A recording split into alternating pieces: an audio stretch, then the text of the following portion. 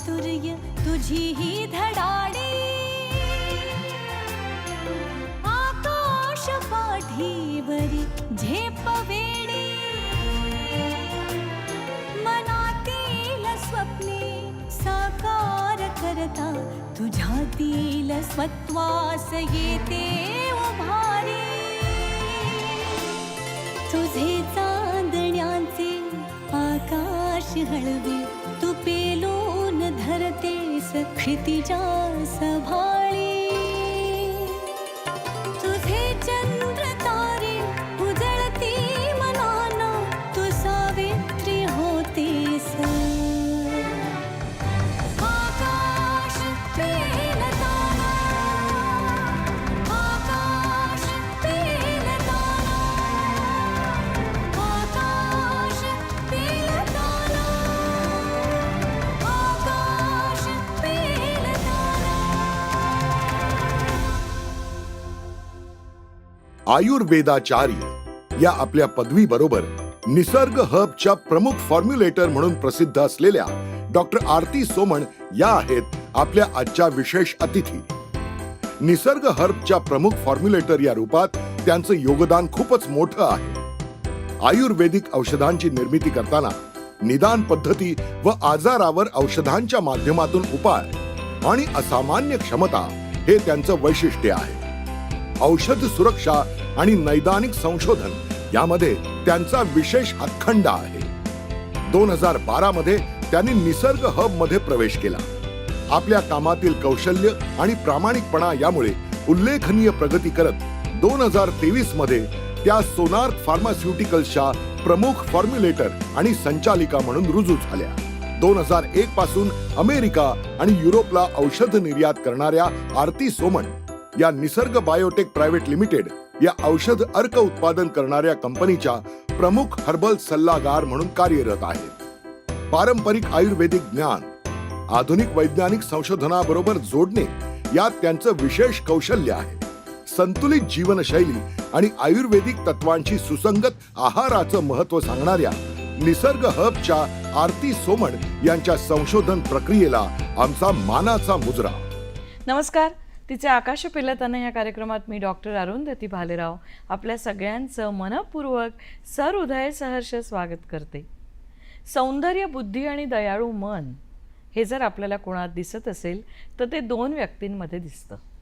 एक म्हणजे ईश्वर आणि दुसरी म्हणजे स्त्री. सतत कितीही अडचणी आल्यात तरी हसत राहते ती स्त्री. आयुष्यात कुठल्याही अडचणीवर मात करताना संसार आणि व्यवसाय याची उचित सांगड घालते ती म्हणजे स्त्री. आणि तिचे आकाश पेलताना या कार्यक्रमात असंच संसार आणि व्यवसाय याची फार सुंदर कसरत करणाऱ्या अनेक मैत्रिणींशी मी सातत्यानं गप्पा मारत असते. या प्रत्येक मैत्रिणीचं वेगळेपण आहे. तिचा व्यवसाय वेगळा आहे. येणाऱ्या अडचणी कदाचित बऱ्याचशा सारख्या असतात, पण त्यावर मात करण्याचा प्रयत्न हा प्रत्येकीचा वेगवेगळ्या प्रकारचा असतो. आणि म्हणूनच त्या सगळ्यांशी बोलताना मला खूप छान वाटतं. तुम्हालाही ऐकताना नक्की छान वाटत असेल. आज अशीच एक निसर्ग हब ह्या कंपनीची सर्वेसर्वा आयुर्वेदाचार्य डॉक्टर मैत्रीण आपल्या स्टुडिओमध्ये उपस्थित आहे, ज्यांचं नाव आहे आरती सोमण. आरती, आमच्या स्टुडिओमध्ये आपलं मनपूर्वक स्वागत. धन्यवाद. मंडळी, प्राचीन संस्कृती आणि विज्ञान यांचा सुंदर संगम म्हणजे आयुर्वेद. आज आयुर्वेदाकडे लोक आरोग्यासाठी अतिशय आशेनं बघतात. पण नुसती उपचार पद्धती नाही बरं का, तर त्यातलं संशोधन हे सुद्धा तितकंच महत्त्वाचं आहे. आरतीने वेगवेगळ्या आजारांवर वेगवेगळ्या प्रकारचं संशोधन केलं आहे. त्याचे पेटंट त्यांच्याकडे आहेत. आणि म्हणूनच केवळ उपचार न करता आयुर्वेदातलं संशोधन हा महत्त्वपूर्ण भाग त्या अतिशय कसोशीनं सांभाळत आहेत. चला मारूया त्यांच्याशी मनमोकळ्या गप्पा आणि जाणून घेऊया त्यांचा हा सगळा प्रवास. कशी आहेस आरती? मी छान, मस्त. छान वाटतंय तुला भेटून. हो. आयुर्वेदाचार्य म्हणजे आयुर्वेदिक डॉक्टर अशी नुसती तू नाही आहेस, तर त्यामध्ये तू खूप वेगवेगळ्या प्रकारचं संशोधन करते आणि ते सगळं खूप इंटरेस्टिंग आहे आणि म्हणून आम्हाला ऐकायला आवडणार आहे. नक्कीच. या तुझ्या सगळ्या प्रवासाकडे वळण्याआधी मला तुझ्या माहेरी कशा प्रकारचं वातावरण होतं आणि तू अगदी लहानपणापासूनच आयुर्वेदातच काहीतरी करायचं असं ठरवलं होतं का किंवा डॉक्टर व्हायचं असं ठरवलं होतंस का हे पहिल्यांदा अगदी थोडक्यात ऐकायला आवडेल. माझं माहेर सातारचं आहे बर. आणि सासर पण सातारचं आहे ॲक्च्युली. अच्छा. माझा जन्म जरी कोल्हापूरचा असला तरी माझं पूर्ण शालेय शिक्षण आणि 12वीपर्यंतचं शिक्षण साताऱ्यात झालेलं आहे. त्यानंतर पुण्यातून मी आयुर्वेदाची पदवी घेतली आणि पुन्हा साताऱ्यालाच आले आणि लग्नही साताऱ्यात झालं. पुढचं सगळा पुढचा प्रवासही साताऱ्यात झाला. माझं माहेरचं वातावरण सांगायचं म्हटलं तर आई वडील माझे दोघंही सरकारी ऑफिसात कार्यरत होते आणि त्यामुळे घरचं वातावरण अतिशय साधं आणि बाळबोध असं वातावरण होतं की सकाळी 9 ते 5 ऑफिस, नंतर आई वडील आल्यावरती संध्याकाळचे श्लोक पठण, देवाचं काही करणं आणि घरात आजी आजोबा असल्यामुळे तुम्हाला माहितीच आहे की ते एक वेगळंच संस्कार. वातावरण, वेगळ्या संस्कारांचं वातावरण असतं. म्हणजे संध्याकाळ झाली की शुभं करोती म्हणायचं. हो, हो, हो. अगदी दिवे लागणीच्या वेळेला 7च्या आत घरात मुलीनी यायचं. अगदी अगदी तसंच वातावरण होतं माहेरी सुद्धा. हं. आणि जरी इंग्लिश मीडियम मध्ये शिक्षण झालं असलं तरी घरगुती वातावरण हे सगळं पूर्णपणे मराठमोळं आणि मराठीची देखील गोडी तितकीच होती, संस्कृत श्लोकांची देखील गोडी तितकीच होती. त्यामुळे नाही म्हटलं तरी एक लहानपणापासून रुजत गेलं की संस्कृत विषयीची आवड हो. किंवा आजी सुद्धा आमची लहानपणी काही आजार झाला किंवा घरात वापरल्या गेलेल्या अनेक आजारांसाठी गेलेल्या गोष्टी आणि आजीच्या पोतडीतल्या म्हणतो त्या प्रकारे ती छोट्या छोट्या आजारांवरती सतत आम्हाला घरगुती. काढे करून द्यायची घरगुती किंवा सगळं. काही एखादं औषध चोळायची, वेखंड चोळायची, हो. सर्दी वगैरे झाली की हे मी बघत आलेली आहे. हा. त्यामुळे मला कुतूहल लहानपणापासूनच होतं आणि मग हळूहळू त्या क्षेत्रात गेल्यावर अजून इंटरेस्ट वाढत गेला. खूपच छान. पण ना नेहमी आम्ही असं ऐकतो की आता लोक हळूहळू जिथे लोकांना लक्षात येतं की आता ॲलोपॅथीमध्ये आपल्याकडे औषधोपचार नाही आहे, संपलंय, तिथे लोक आयुर्वेदाकडे वळतात. बरोबर. मग तो पुन्हा एक प्रयोगच असतो. हो.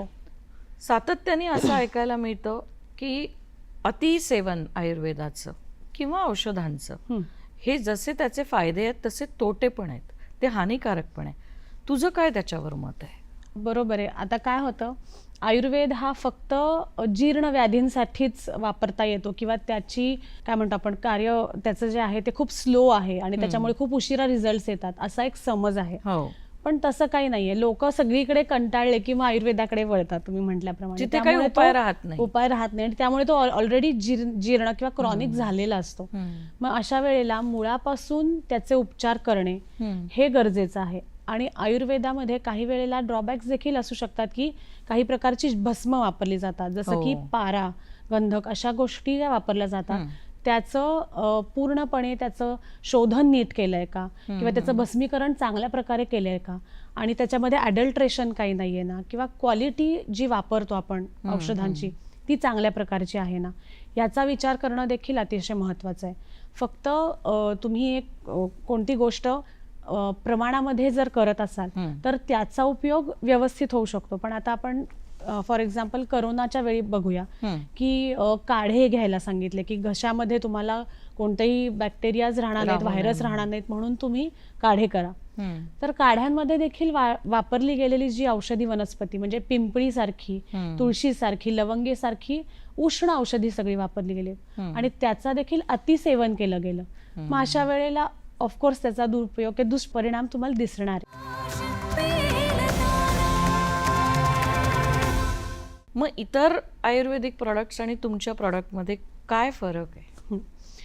निसर्ग हर्ब्स ही संकल्पनाच अशी आहे की निसर्गाच्या जवळची असणारी, जी की झाडं, वनस्पती वापरून आणि केवळ त्यांचाच एक्स्ट्रॅक्ट वापरून जे की अतिशय पोटंट, अतिशय प्युअर असतील अशा वनस्पतींचा वापर करून जास्तीत जास्त पोटंट औषधं बनवणे हे आमचं ध्येय आहे. आणि कमीत कमी औषधांचा म्हणजे आता तुम्ही बघता की आयुर्वेदामध्ये एक 20-30 औषधं एकत्र करून त्याचे काढे तयार करून दिले जातात. बरोबर. कोणत्या औषधीचा काय परिणाम होईल हे सांगू शकत नाही किंवा ड्रग इंटरॅक्शन पण होऊ शकते. बरोबर. त्याचाही मॉडर्न टेक्नॉलॉजीनुसार विचार केला पाहिजे. पण आमचे जे कुठलेही प्रोडक्ट्स आहेत, कॅप्सूल्स म्हणा, ऑइल्स म्हणा, त्याच्यामध्ये 5 ते 7 हर्ब्स जी एकत्र काम करतात एखाद्या व्याधीवरती आणि अतिशय पोटेन्शियल त्याच्यामध्ये असेल व्याधी बरं करण्याचं. हां. सो असं आम्ही एकत्र फॉर्म्युलेशन करतो. आधी त्याच्यामागे खूप अभ्यास करावा लागतो, R&D भरपूर प्रमाणामध्ये हो. करावं लागतं. त्याच्यानंतर आयुर्वेदिक जी ग्रंथ असतील त्याचा अभ्यास करावा लागतो आणि मग त्याच्यातून बराच काळ त्याच्यावरती रिसर्च केल्यावरती क्लिनिकल ट्रायल्स केल्यानंतर मग ही औषधी मग हे निर्माण होते. ट्रायल्स कुणावर करता? ट्रायल्स आम्ही जे करतो ते आमची R&D ची लॅब आहे स्वतःची, अच्छा. DSIR अप्रूव्ड लॅब आहे. तिथे ओके. आम्ही सेल्सवरती सर्वात आधी स्टडी करतो, कारण ॲनिमल स्टडीज आता पूर्णपणे बंद केलेल्या बंद आहेत आहे. आणि सेल लाईनवरती स्टडीज झाल्यावरती आम्ही छोट्या प्रमाणात स्टडीज करतो, पायलट स्टडीज करतो 10-1 पेशंट्सवर आणि त्याच्यानंतर आम्ही मल्टीसेंट्रिक ट्रायल्स करतो, जिथे बऱ्याच म्हणजे 50-60 पेशंट्सवरती एखाद्या औषधाचं व्यवस्थित ट्रायल केली जाते. त्याचे रिझल्ट्स आल्यानंतरच मग ते आम्ही पूर्णपणे बाजारामध्ये उपलब्ध करतो. आयुर्वेदिक औषधाची रिॲक्शन पण येते का? हो, येऊ शकते. मी जसं म्हटलं की ॲडल्ट्रेशन किंवा प्युरिटी नसेल तर अशा वेळेला आयुर्वेदिक औषधांची ॲलर्जी येऊ शकते किंवा एखादं मी म्हणते ना प्रकृती जर त्याची नसेल, पित्त प्रकृतीच्या माणसाला तुम्ही खूप उष्ण गुणांनी युक्त अशी औषधं दिली तर ऑफकोर्स त्याची रिॲक्शन येणार आहे. म्हणजे खूप सखोल अभ्यास या शास्त्राच्या मागे आहे. अगदीच. हे खूप पुरातन शास्त्र आहे आणि आता दिवसेंदिवस त्याच्याकडे लोकांचा ओढा अधिक वाढत चाललाय. हो. तुझ्याकडे तर त्याचे खूप पेटंट्स पण आहेत, राईट? हो. तर किती साधारण पेटंट्स तुझ्या सासऱ्यांच्या बरोबर मला वाटतं तू हो, काम हो. करतेस, तर तुमच्या नावावर किती पेटंट्स आहेत? आमचं मेन जे पेटंट आहे ते मेंटल हेल्थवरती ADHD आणि ADD साठी वापरल्या गेलेल्या वनस्पतींवरचं पेटंट आहे. न्यूरोलाइट ब्लेंड म्हणून आम्ही तो केलेला आहे, ज्याचं पेटंट आम्ही US मध्ये घेतलं आणि त्याच्यानंतर भारतातही घेतलं. त्याच्यासाठी सुद्धा आम्हाला ट्रायल करावी लागली.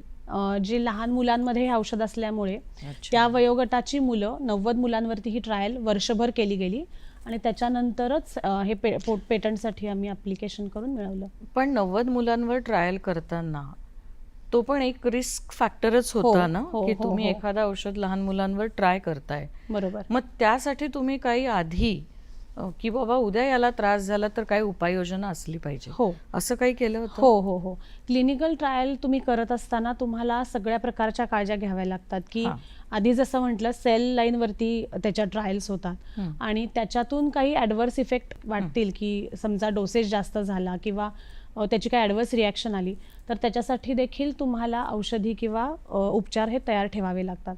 अशा प्रकारचं ही पूर्ण प्लॅनिंगच असतं. म्हणजे कोणत्याही प्रकारची क्लिनिकल ट्रायल घेण्याआधी प्रॉपर प्लॅनिंग आणि त्यातल्या त्यात जर लहान मुलं असतील तर जास्त प्रिकॉशन घेऊन तुम्हाला प्लॅनिंग करावं लागतं.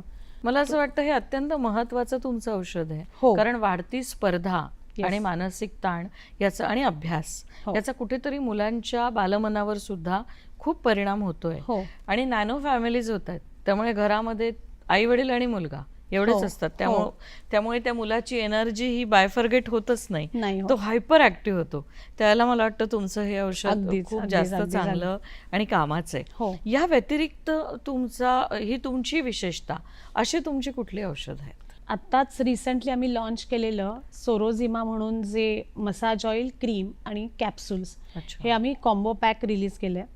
तर सोरायसिस हा अत्यंत जीर्ण आणि अत्यंत कठीण साध्य असा व्याधी आहे, की जो तुमच्या फक्त शरीरावर नाही तर मनावर देखील तितकाच परिणाम करणार आहे. आणि हा स्ट्रेसशी रिलेटेड आहे आणि त्याचबरोबर अनेक फॅक्टर्सशी रिलेटेड व्याधी आहे. तो पूर्णपणे बरा करू शकत नाही, पण त्याचे जे सिम्पटम्स असतील त्याच्यावरती काम करणारं तो किट आता बाजारात आणलेला आहे आणि त्याचे आम्हाला खूप उत्तम रिझल्ट्स मिळाले. म्हणजे स्काल्प पासून टोपर्यंत असणारा सोरायसिस हा पूर्णपणे 60 दिवसांच्या वापरानंतर ह्या औषधांच्या पूर्णपणे बरा होतो.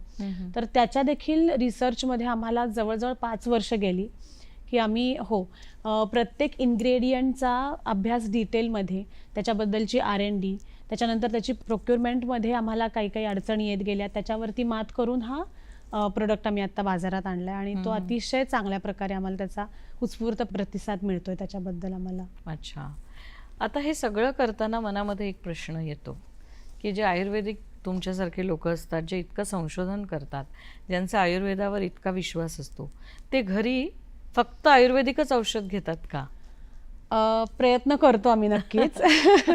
काही वेळेला काय होतं की अगदीच अक्यूट काही जर गोष्टी असतील तर त्यावेळेला पर्याय नसतो, पण मी प्रयत्न करते की माझ्या मुलाला तरी किंवा मी स्वतःच्या फॅमिलीला तरी असंच आयुर्वेदिक जी काही औषधं असतील, घरगुती जी काही औषधं करू शकते ती देण्याचा मी प्रयत्न करते. आता न्यूरोस्मार्टचं म्हणाल तर सगळ्यात पहिलं मी माझ्या मुलाला सुरुवात केली की 2 वर्षाचा झाल्यापासून मी त्याला न्यूरोस्मार्ट कंटिन्युअसली देते आणि त्याच्यामध्ये मला बदल दिसतोय की त्याच्या बोलण्यामध्ये, त्याच्या वागण्यामध्ये, इवन माइलस्टोन्स जे म्हणतो आपण की बोलण्याची सुरुवात किंवा चालण्याची सुरुवात ही खूप लवकर त्यांनी अचीव्ह केली, म्हणजे जी नॉर्मल मुलांमध्ये आपण बघतो त्याच्यापेक्षा. आणि मला खूप फरक जाणवत गेला त्याच्यामध्ये. आणि दुसरं म्हणजे इम्युटायझर नावाचं आम्ही सिरप लॉन्च केलं. त्यावेळेला माझं आणि माझ्या सासऱ्यांचं असं बोलणं झालं की बाहेर देण्यापेक्षा पहिल्यांदा आपण ही घरात ट्रायल करूया. तर त्याचा रिझल्ट अतिशय सुंदर मला मिळाला की माझा मुलगा जो वारंवार सर्दीमुळे त्याला त्रास व्हायचा तो बंद झाला. मग अशा प्रकारे घरगुती घरातूनच आम्ही सुरुवात केली की घरातल्या लोकांना आधी वापर करून मग पुढे त्याच्यामध्ये रिसर्च करून अजून लोकांसाठी उपलब्ध करून द्यायचे.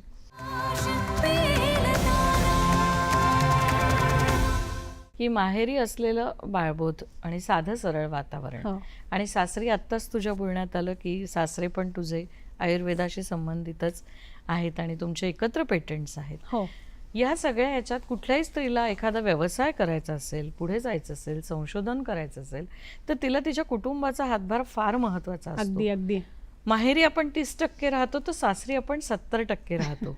तुझ्या सासरी तुझ्या कुटुंबातल्या लोकांचा तुला कसा म्हणजे कसं सहकार्य तुला मिळतं? मला खूपच जास्त सहकार्य आहे. आमचं एकत्र कुटुंब आहे. बरं. त्याच्यामध्ये म्हणजे मला दीर जाऊ आहेत, त्यामुळे सासू सासरे आम्ही सगळे एकत्र राहतो आणि सगळे याच व्यवसायामध्ये जवळपास आहेत. म्हणजे सासरे माझे IITian आहेत आणि सिव्हिल इंजिनियर आहेत, पण तरी त्यांनी वेगळ्या क्षेत्रामध्ये त्यांचा संशोधन करून हे सगळं त्यांनी सुरुवात केलेली आहे. ते पायोनियर आहे त्याचे. त्याच्याबरोबर आमचे अजून 2 पार्टनर्स देखील आहेत. त्यांच्या बरोबरीने त्यांनी सुरुवात केली. आणि घरी म्हणाल तर माझ्या सासूबाई खूप मला मदत करतात, त्याच्याशिवाय मी बाहेर पडूच शकत नाही. आता सुद्धा मी मुलाला त्यांच्याकडेच ठेवून आलेली आहे. तर त्यांना म्हणजे बाहेर पडण्यासाठी एक जे प्रोत्साहन लागतं किंवा पाठिंबा लागतो, माझ्या सासूबाईंचा खूप मोठा सहभाग आहे त्याच्यामध्ये. आणि माझे दीर आणि जाऊ देखील ह्याच्यामध्ये मला खूप मदत करतात. आणि एक सगळ्यात महत्वाचा फॅक्टर राहिला नवरा. नवरा तो तर कायम आहेच माझ्या बरोबर, त्याच्याशिवाय मी काहीच करू शकत नाही खरं म्हटलं तर. बरोबर. कारण का तो प्रत्येक ठिकाणी म्हणजे इव्हन आता जेव्हा सह्याद्रीशी दीदीशी बोलायची वेळ आली तेव्हा सर्वात प्रथम ते जास्त एक्सायटेड होते किंवा त्यांनी जाऊन पुढे येऊन मला प्रोत्साहन दिलं की तू जा, तू कर, किंवा कोणत्याही गोष्टीमध्ये त्यांचं प्रोत्साहन असल्याशिवाय होऊच शकत नाही. म्हणजे ही ओळ आता चावून चावून चोथा झाली आहे की प्रत्येक यशस्वी पुरुषाच्या मागे स्त्री असते.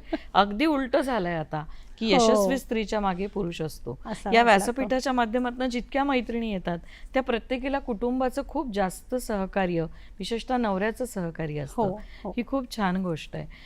भविष्यातलं निसर्ग हबचं स्वप्न काय आहे? निसर्ग हब्स ही आम्ही ॲक्च्युली इंटरनॅशनल लेवलपर्यंत पोहोचलेलोच आहे की आमचे US मध्ये देखील बरेचसे प्रोडक्ट्स अवेलेबल आहेत, पण अजून मार्केट आम्हाला डेव्हलप करायचं आहे आणि जास्तीत जास्त लोकांपर्यंत पोहोचता येईल. म्हणजे बाहेर परदेशात तर जाण्याची सगळ्यांची स्वप्न असतात. आमचं स्वप्न आहे की गावोगावापर्यंत लोकांना ही मदत झाली पाहिजे. कारण सातारा हे शहर जरी छोटं असलं तरी त्याच्यापेक्षा अजून बाकीची खेडेगावं इतकी लहान लहान आहेत की त्यांना अजून त्या सोयी उपलब्ध होत नाहीत. त्यामुळे त्यांना इथे शहरात यावं लागतं आणि त्यांच्यापर्यंत जर ही औषधं पोचली तर निश्चित त्यांना तो फायदा होईल. त्यांच्या घरापासून त्यांना लांब यावं लागणार नाही किंवा शहरांकडे यावं लागणार नाही. सो गावोगावी पोहोचण्याचं आमचं ध्येय आणि स्वप्न आहे. किती प्रोडक्ट्स आहे आजच्या घडीला निसर्ग हब्सचे? निसर्ग हब्सचे आमचे जवळपास 80 प्रोडक्ट्स आहेत, ज्याच्यामध्ये इंटरनल कन्झम्पशनसाठी कॅप्सूल्स, टॅबलेट्स आहेत. त्याच्यानंतर एक्सटर्नल ऑइल्स आहेत आमचे, बॉडी ऑइल्स, फेस ऑइल्स आहेत, स्क्रब्स आहेत. त्याच्यानंतर वेगवेगळ्या क्रीम्स आहेत आणि सिरप्स फॉर्ममध्ये आहेत मुलांसाठी, मोठ्यांसाठी. सो असं आणि अजून R&D मध्ये बरेचसे प्रोजेक्ट्स आहेत आमचे. सो चालू आहे वाटचाल. सगळ्या महिलांचा एक नेहमी प्रश्न असतो की केस गळतात, ऍसिडिटीचा त्रास होतो आणि आम्ही ऑबेज होतोय. तर औषधांची नावं न सांगता आयुर्वेद याला कशी मदत करतं याबद्दल काय सांगायला आवडेल? बरोबर. आयुर्वेदात जसं सांगितलंय तुमचं परीक्षण की तुमची प्रकृती परीक्षण हे महत्वाचं आहे. पित्त प्रकृतीच्या व्यक्तींमध्ये जास्त करून हे बघायला मिळतं की त्यांचे केस पांढरे होणे, केस गळणे किंवा पटकन चाई टक्कल पडणे हे टेंडन्सी जास्त त्याच्यामध्ये बघायला मिळते. कारण पित्ताचा तो गुणच आहे. आणि पित्त किंवा ॲसिडिटी हे पोटाशी निगडीत आहे, पित्ताशी निगडीत आहे. ॲसिडिटी ज्यांना जास्त प्रमाणामध्ये असते त्यांच्यामध्ये ही तक्रार आपल्याला बघायलाच मिळते की स्किनवरती पिंपल, स्किनचा त्रास आणि केसांवरती केस पांढरे होणे, गळणे. सो ह्या गोष्टींमध्ये पित्तशामक औषधींचा वापर केला गेला. आवळा आहे, त्याच्यानंतर गुडूची आहे, त्याच्यानंतर नीम आहे, कडुनिंब, ह्या गोष्टींचा वापर केला गेला इंटरनली आणि एक्सटर्नली, तर निश्चित त्याचा उपयोग होऊ शकतो. ओबेसिटीसाठी म्हणाल तर कफ प्रकृतीच्या व्यक्तींमध्ये किंवा ज्यांच्यामध्ये कफाचं विसिएशन झालेलं आहे, विकृती झालेली आहे, अशा लोकांमध्ये ओबेसिटी आपल्याला दिसून येते. त्याच्यामध्ये काही पाचक औषधींचा वापर केला जातो, जसं की त्रिफळा आहे, त्रिकटू म्हणजे ज्याच्यामध्ये सुंठ, मिरी, पिंपळी अशा गोष्टींचा वापर केला तर निश्चितपणे तुमची त्याचा फायदा होतो. पचनशक्ती चांगली होऊन आणि वजन कमी करण्यासाठी उपयोग होऊ शकतो. तुमचा हा सगळा व्यवसाय साताऱ्यातनच चालतो. हो. मग तुमची R&D आणि इतर सगळी प्रॉडक्ट्स तयार करायची फॅक्टरी ही साताऱ्यातच साताऱ्यामध्येच आहे. आहे. हो, हो, पण हो. मग त्याच्यासाठी लागणारी जी वनस्पती आहे, जे तुम्ही आत्ताच बोलताना तू म्हणालीस की तुमचं सगळं नॅचरल हर्ब्सकडे तुमचा जास्त कल आहे, मग ती सगळी नॅचरल वनस्पती तुम्ही कुठून आणता? मला सांगायला आवडेल की आमचं अजून एक वेगळं हे आहे की शेतीमध्ये देखील आम्ही आहोत. म्हणजे सासऱ्यांनी ऑर्गॅनिक फार्मिंगसाठी लागणारी, आणि मी जसं म्हटलं आमचे 3 पार्टनर्स आहेत, त्यांनी सगळ्यांनी मिळून ऑर्गॅनिक फार्मिंग हा त्यांचा ध्यास होता. सो ते ऑर्गॅनिककडे वळताना कोणतेही विषमुक्त किंवा केमिकल मुक्त शेती कशी करावी इथपासून त्यांनी अभ्यास करून अनेक फार्मर्सना ट्रेन केलं आणि त्या पद्धतीची औषधं देखील निर्माण केली गेली. अशा वेळी त्यांचे खूप फार्मर्स किंवा शेतकऱ्यांशी त्यांचा संबंध येत गेला आणि जेव्हा ही फॅक्टरी किंवा ही फॅसिलिटी करायचा विचार आला, शेतकरी जे ऑर्गॅनिकली ग्रो करत होते, चांगल्या प्रकारचं पीक घेत होते, त्यांच्याशी आम्ही टायअप केला आणि त्यांच्याकडून आम्ही प्रोक्युअर करतो. आणि आमचे स्वतःचे देखील थोडे फार्म्स आहेत जिथे आम्ही ऑर्गॅनिक ग्रो करायचा प्रयत्न करतो, तिथून देखील आम्ही प्रोक्युरमेंट करत असतो. आरती, खूप छान वाटतंय तुझ्याशी बोलताना आणि आयुर्वेदाचं किती महत्त्व अगदी पूर्वापार चालत आलेलं हे शास्त्र आहे आणि याचं किती महत्त्व आपल्या आयुष्यात आहे हे कळतंय. अगदी आपण मुलाखतीच्या अंतिम चरणामध्ये आता आहोत. एक महत्त्वाची गोष्ट आपल्या सगळ्या मैत्रिणींना सांग की ज्या हा कार्यक्रम बघतायत. महिला सगळं काही करत असताना स्वतःकडे सगळ्यात जास्त दुर्लक्ष करतात. आधी कुटुंबाचं करू दे, मग मुलांचं करू दे, मग दुसऱ्यांचं करू दे आणि मग स्वतःचं करू दे. या मैत्रिणींनी विशेषतः 40 नंतरच्या म्हणजे अगदी मेनोपॉज येत असतानाच्या काळातल्या, ऋतूबदलाच्या काळातल्या मैत्रिणींनी स्वतःकडे कसं लक्ष द्यायला पाहिजे आणि भले ॲलोपॅथीची औषधं न घेता घरगुतीच औषधांनी स्वतःला कसं फिट ठेवलं पाहिजे याबद्दल अगदी थोडक्यात आम्हाला सांग. कोणताही व्याधी असो किंवा कोणताही काळ असू देत, स्त्रीच्या शरीरामध्ये अनेक वयोपरत्वे बदल होत असतात. तर मेनापॉज हा खूप मोठा बदल असतो तिच्या शरीरात होणारा. तर त्यावेळेला आहार, विहार आणि विचार या तिन्ही वरती फोकस केला पाहिजे.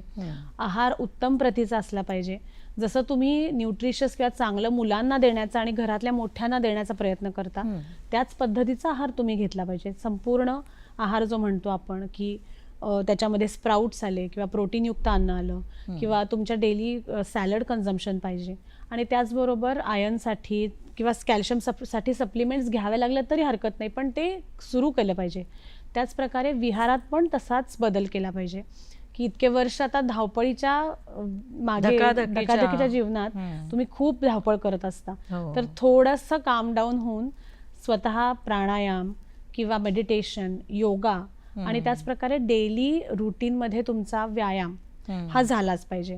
तर त्याच्यामुळेच हॉर्मोन सिक्रिशन किंवा जे तुमच्या शरीरात स्त्राव स्त्रवत असतात ते स्त्रवण्यासाठी देखील खूप उपयोग होतो. आणि मेंटली देखील, विचारांवरती देखील तुम्ही अनेक प्रकारे फोकस केला पाहिजे की विचार तुमचे स्टेबल असले पाहिजेत, मेंटल क्लॅरिटी असली पाहिजे.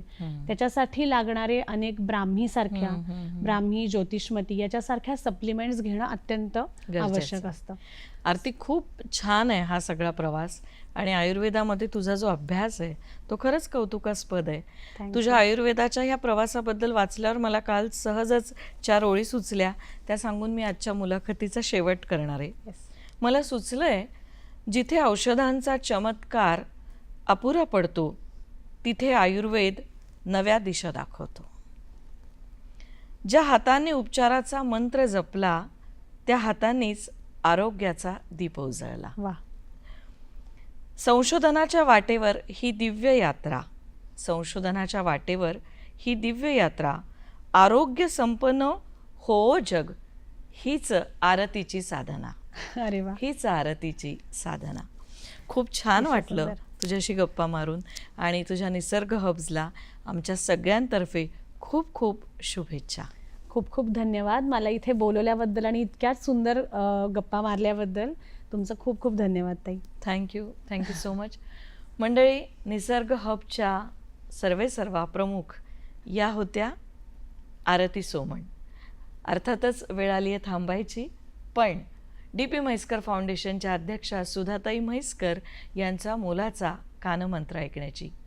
पुन्हा भेटूया पुढच्या शनिवारी ह्याच वेळेला रात्री 8:30 वाजता तिचे आकाश पेलताना या DP म्हैसकर फाउंडेशन प्रस्तुत कार्यक्रमात.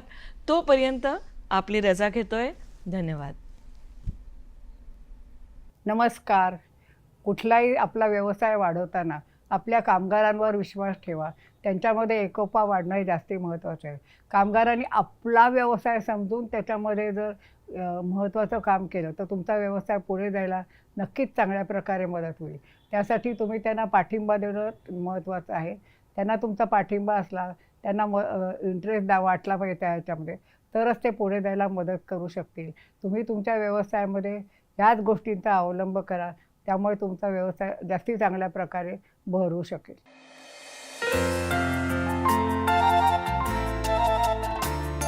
तुझे ओज चातुर्य तुझी ही धडाडी,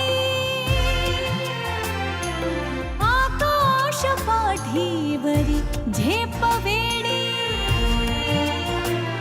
मनातील स्वप्ने साकार करता तुझ्यातील स्वत्वास येते उभारी.